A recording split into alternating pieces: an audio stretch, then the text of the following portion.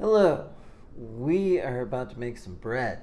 So we're going to get started right now. I have actually already started by parsing out some of the ingredients into some mixing bowls and measuring cups and this and that. That's not very exciting. That's not where the action is at, but it is a good step to get your ingredients staged before you enter into the whole bread making process. So we have here the 3 cups of flour, or 360 grams of flour mass, and then here I have 2.5 tablespoons of yeast. Here I have 1 tablespoon of sugar and a half tablespoon of salt, just combined together. They're both dry. I don't need to do anything with them. This is another different wet ingredient. This is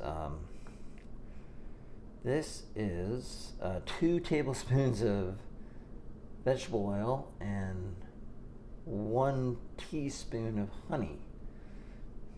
There you go.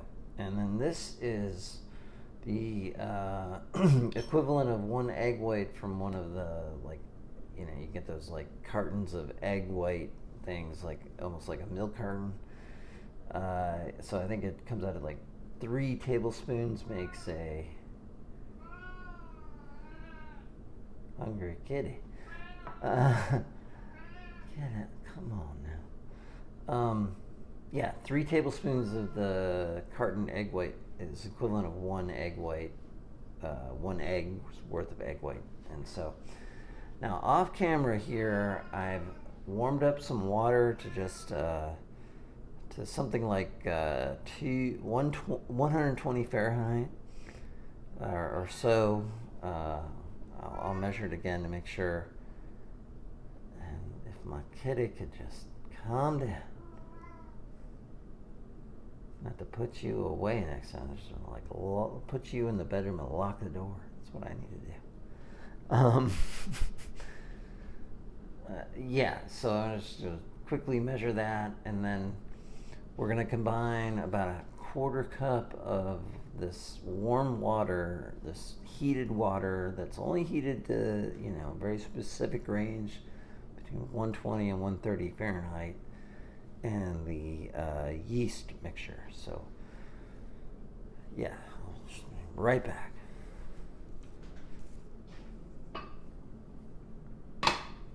And I'm measuring this thermometer right now just to make sure it's still within range, and it is almost, but not quite. So I'm just going to give it a little blast of heat for a second. I have an induction stove, so this should be pretty quick. Just going to give it a little blast here. There we go.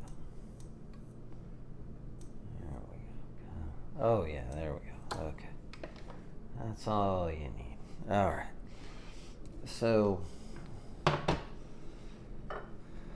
the suggestion is to put a 1/4 cup of water into a bowl with the yeast. And so I'm going to, do a very crude form of measurement on that. By no means exact, but pretty close. And we'll just, the yeast here, we'll put the yeast right in there. And yeah, you don't really need to. You just leave it. It it's fine. It's fine. Just leave it, just like I'm doing, which is what I'm doing. Okay. Well, anyway, it'll be fine. So that has to go. I don't know, 10 minutes or 15 minutes or so, and we'll be right back. Okay, we're back. I brought this big bowl into the scene here. And the trick now is you mix almost everything together all at once. Not quite all the way. You'll do about half the flour, all the ingredients besides the okay. I was gonna screw it up in my head.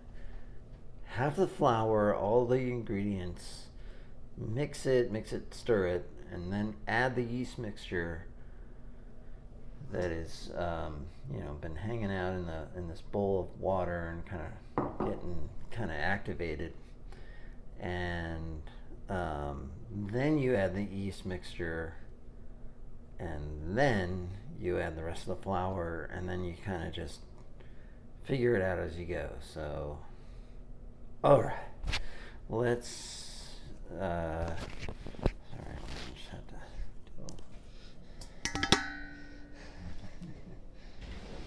Oh, okay. All right, there you go. And just back here. All right. So yeah, let's go with that. So here's my flour. I mean, I could measure this out in a cup, but I don't think I really need to. I could just, basically, I don't think there's there's no hard and fast rule. I've done this a number of different ways, and it always ends up coming out all right. And you think you kind of panic because you didn't follow the directions exactly. You added all the flour at once, and you're like, oh no, what am I gonna do? It's like, it's okay, don't worry about it. Where's that? Oh yeah, there it is. Alright, so that. Okay. Just let that honey come out of there a little bit. And then other thing. Okay. I think that's about all we're gonna get for now. And don't forget, I had this remainder of water left, and it's still warm. It doesn't have to be like the same temperature as that was. Some people say it does. I don't think so. So anyway, we're gonna mix at this point. We're just mixing that, and it just kind of comes into a really slurry style of dough, and just kind of get it all mixed together here.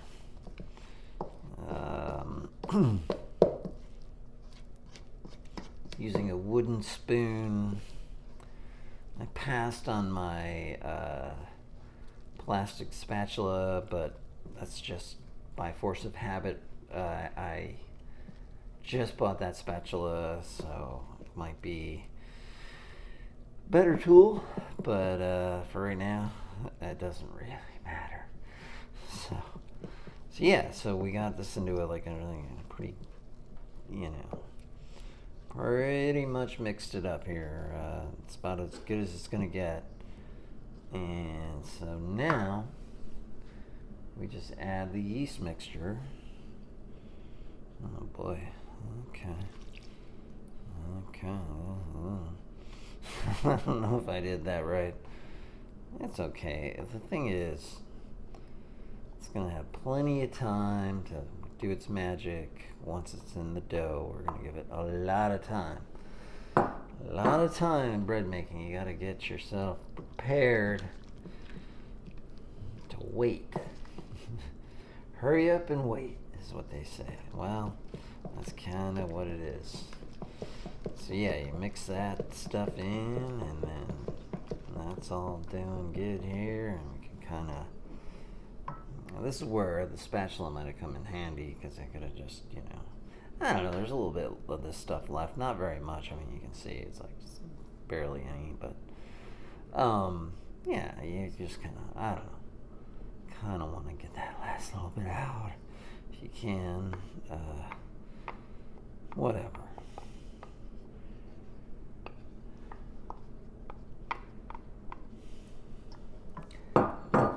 Yeah, I think the thing about bread making is don't panic. It's, you know, you're never going to be able to follow any directions precisely.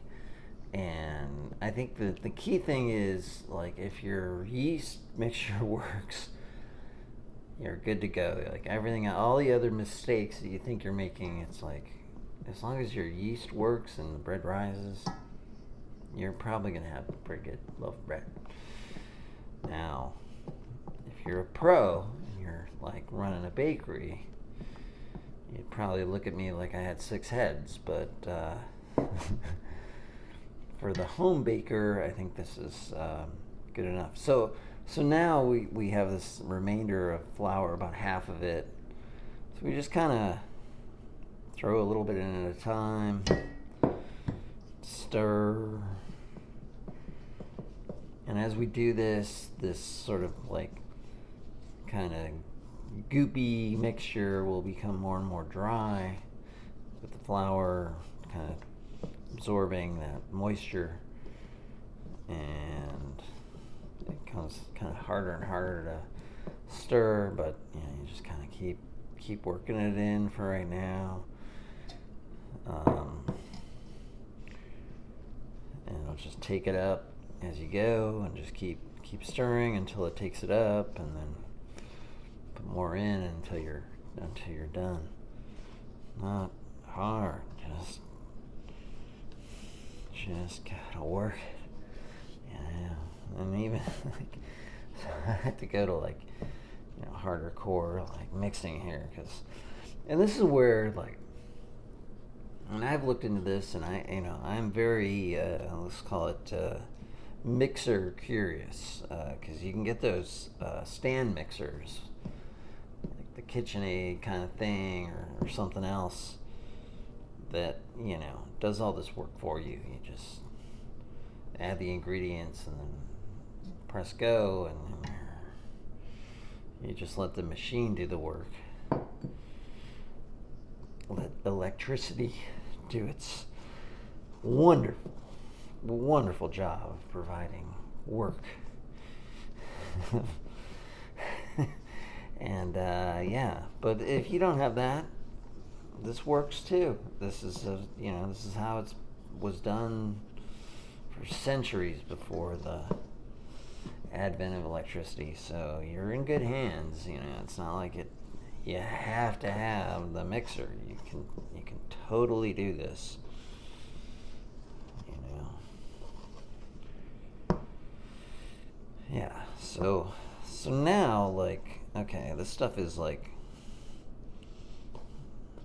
kind of really, like, I'll just kind of show it to you. It's like kind of, you know, very kind of, I mean, it's very gummy. It's almost like bubble gum. I do wonder if, like, bubble gum was a derivative of some kind of bread kind of thing. Just more of this or more of that to make it last longer or something. But whatever. But yeah, so it's like, okay. Oh. Damn it, where's my mixer? I need a mixer. Yeah, you're just trying to get all the ingredients in. So yeah, so then it's basically mixed at this point, and then the next thing that we'll do, we're gonna put on a cutting board with some more flour. We're gonna have I'm gonna, like, kind of put a bunch more flour in this bowl, just so I have it there, and just kind of keep sprinkling in as I need. I'll show you. But yeah, that's kind of it. You just kind of get it all mixed up, and then we go into kneading thing. Now we're at the point of kneading the bread, which is really just mixing it with your hands. One challenge is the fact that, like, this stuff is sticky when it's in this, like, you know, primordial state after you've mixed it with a spoon or whatever, it's sticky. And the way that you kind of mitigate that as you're kneading is adding a little bits of flour as you go. Just kind of, yeah. So, and I'll demonstrate that. The one thing is like the stuff is sticky. It sticks to your hands. So you like, as you're doing this, you're gonna be like, I can't. I got gobs of dough on my hands. I can't do anything else right now. So you want to be prepared for that. And what I do, and I don't think this is like a major secret, but it's like, here's my flour in my bag here. I put a bunch in a bowl, and what I'll be able to do is like grab the bowl and kind of just throw a little bit in at a time, and my sticky fingers will stick to the bowl, and there'll be little bits of dough left on the bowl. But trust me, like, you do not want to be grabbing a paper flour bag with hands full of sticky dough. That's a recipe for disaster. So definitely prepare for sticky fingers when you go to do this, and I wash my hands beforehand too. I didn't talk about that. Definitely wash your hands as you were prepared to do this. So this takes about let's say 10 minutes. And so I'm going to hit my timer for about 10 minutes to do this. And yeah, so here we go. This is my timer in my oven. Just going to go 10 minutes. Start. Again, nothing's perfect, so I don't know. Do I need more than 10 minutes? Is 10 minutes too much? I don't know. It doesn't matter. Oh, I almost forgot. Thank goodness I didn't just do that. But yeah, I've got my flour, so I can just kind of sprinkle my cutting board with the flour. Spread it around. Yeah, because like I said, the stuff that comes out, it's like extremely sticky, and you just gotta flour it and flour it and flour it until it's not sticky anymore. And you work it with your hands to kind of further mix it. It's almost like making meatloaf. Like when you mix meatloaf with your hands, it's like, what better tool is there than your hands to mix something like that? Oh, I suppose a mixer. I suppose. But human hands are pretty good. So here we go. Let's get her started here. All right. So yeah, we got the stuff. It's like you just kind of start working it, stretching it, putting it back together, just, I don't know. No method to the madness necessarily. It's just, point is to get it, like I said, it's kind of like, think about it like meatloaf, you just kind of want to get the stuff really mixed beyond what the spoon can do. And that's why a mixer is like cool, because the mixer can do all of this for you and doesn't require you to get sticky hands. And yeah, so like as you're going, so I got, it's like, oh boy, that's ugly. But I don't mind to just, just grab my bowl there, and yeah, a little bit of dough will stick to the bowl, but that's okay. You'll wash it off. It washes right off. It's a bowl. You just put it in a sink, wash it off. a paper bag of flour, there ain't no washing it off. So, yeah. So, yeah, it looks kind of funny when you go to grab whatever your remainder of flour is. I mean, I've probably got at least half of this flour left or more, so I'll be using that the next time I make bread. There's a big chunk of dough on it, hardened and all dry and nasty. It's like, yeah, I don't know about that. So, yeah, so you just keep kind of mixing it in, grabbing it, doing it, and just, over and over and over and over again. I mean, it's only been 3 minutes. So, yeah, and you just do that, and it's cool,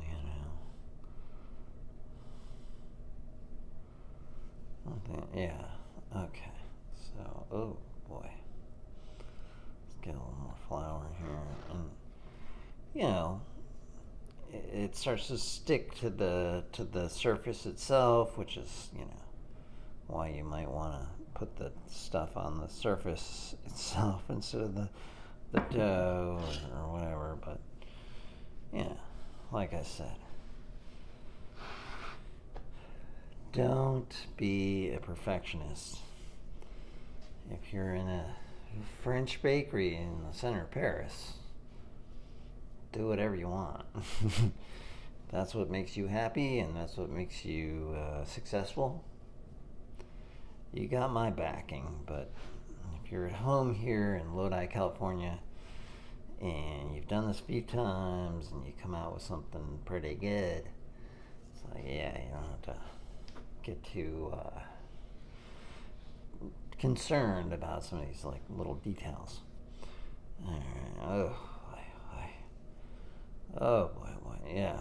It's amazing sometimes to me just how much flour it takes to ungoop this stuff. Oh my lord, look at that. Alright, I just want to get something close to being like, and you can try to do this, and you'll get little balls of like reasonably dry dough, but you just got to keep adding and adding until the stuff doesn't stick anymore. That's really it. Like, just add and add until it doesn't stick anymore. And sometimes it's like sticky as can be, and then you add, it's like the straw that broke the camel's back, right? It's like that last little bit of flour finally gets it unsticky. It can be really arduous like that. You're just like keep adding, you're thinking, oh, this has got to be it, this has got to be enough. And it's like, nope, keep adding. I mean, I am literally starting to panic here because, well, not panic, but yeah, I mean, I'm like, oh boy, I really hope I put enough flour in that bowl. I mean, I didn't measure it, I just put a bunch of flour in there and thought I'd get where I would needed to go, but I only have a little bit left now. And I'm starting to think like I might have to touch that bag. Which I just went through all the reasons why you don't want to do that. So, well,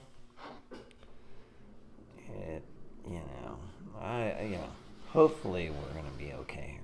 I think we'll be okay. It's starting to become a little bit less sticky. yeah, I think it's starting to dry out.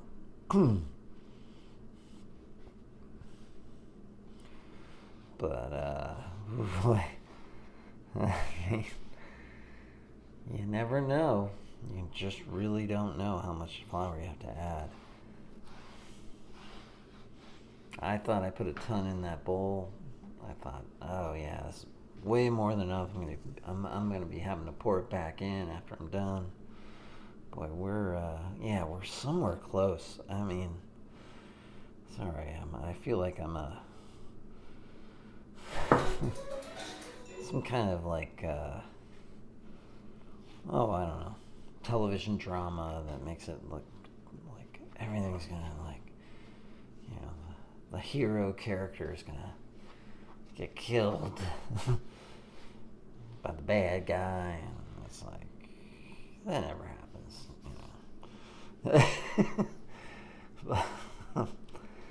But yeah, no, it really, I mean, it can, like this whole, like, process of, like, how much flour to set aside. I mean, when you think about it, because you're not really, like, doing anything with it besides pouring it, you're not contaminating it or anything.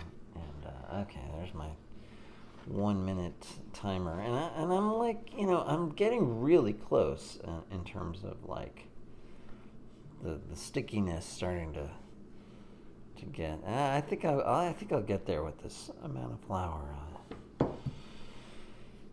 I do think so.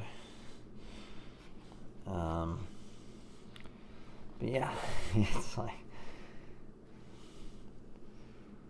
anyway, what's the harm in having a little bit of dough on the bag of flour, really? It's an undesirable outcome, but it's really not that bad if you think about it. So I would, if you have to do it, you have to do it. Yeah, we're starting to, we're getting there. We're really close. And I'm gonna have to, okay, I was gonna say, I could probably do this with my elbow, or actually I'll do it with my knuckle. I just have to, like, hit the timer off thing. But yeah, I mean, we're there. We're basically there. So the dough starts to, you can just rub the dough off your hands because it's just dry, and kind of trying to mix that into the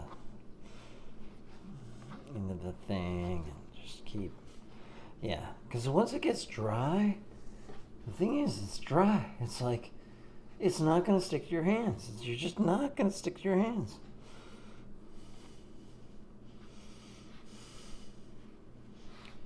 And that's the beauty of it. So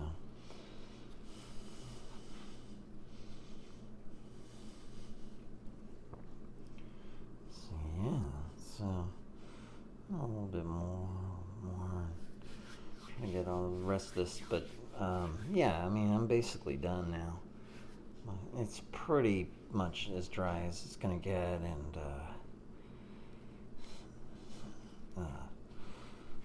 I'll just keep kind of mixing, like, just mixing it in. But it's like,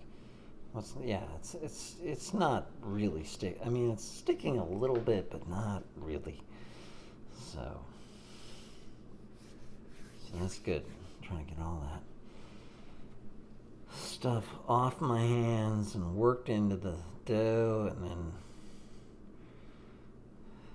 now the next part is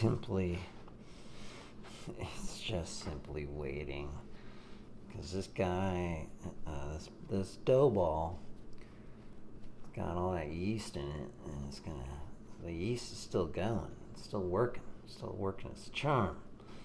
Magic of yeast. So we gotta let it just kind of form it into a ball, and then I can put it into another bowl like this, and I'll get to that in a second.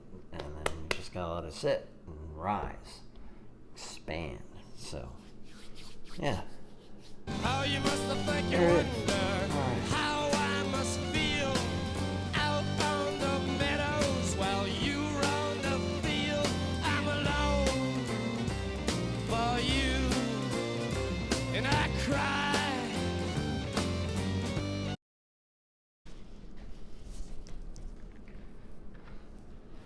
With Wesson, anything is possible. Alright, I'm not Jan Brady, but what I'm saying is, alright, so you add, you can do it a variety of different ways. You know, if you want to, you have those like spray bottles of oil. I think you can use olive oil. You just use whatever you think is the right one. Vegetable oil is very neutral, so it doesn't, you know, there's no flavor kind of component to it in this context. But it's like you just add a little. You take a big bowl like this, put a dab of oil in there, just a little dab, and then you can mix it around with your hand and coat all the whole bowl, and then you put your dough in there. And so now now comes the wait time. So you just kind of cover it with something. I think most people use a sort of saran wrap style. I don't have any on hand.